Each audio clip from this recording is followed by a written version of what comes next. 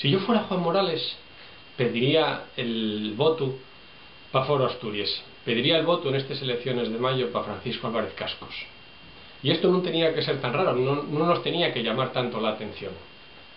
Juan Morales y el candidato de Ideas, que lle un partido un tanto peculiar, porque nace realmente de la agrupación de distintas candidaturas locales que se fueron presentando en extremados concellos de Asturias. Y la trayectoria del propio Juan Morales también lle un tanto particular.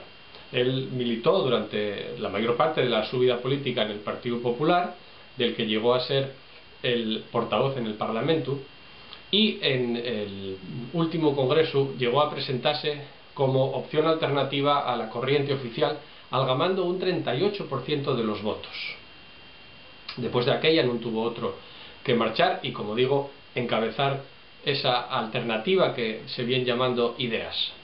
Pero claro, todo este panorama cambió con la irrupción de Francisco Álvarez Cascos y la presentación en sociedad de Foro Asturias.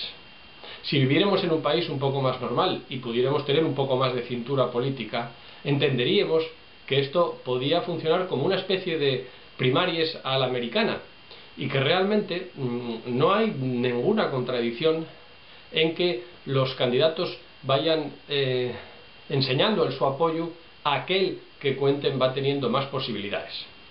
En este caso no estamos hablando de saltos inexplicables o de transfugismo, no lle eso.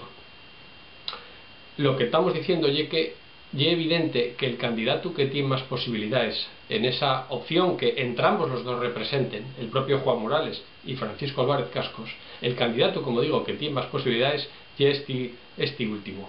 Con lo cual, vuelvo a repetir, si viviéramos en un país políticamente más civilizado, más avanzado, entenderíamos perfectamente que Juan Morales, a estas alturas de la carrera electoral, pusiera su apoyo a disposición de la opción que contaba podía tener más éxito. Por eso, repito, si yo fuera Juan Morales, enseñaba mi apoyo a Foro Asturias y a Francisco Álvarez Cascos, pero no lo soy.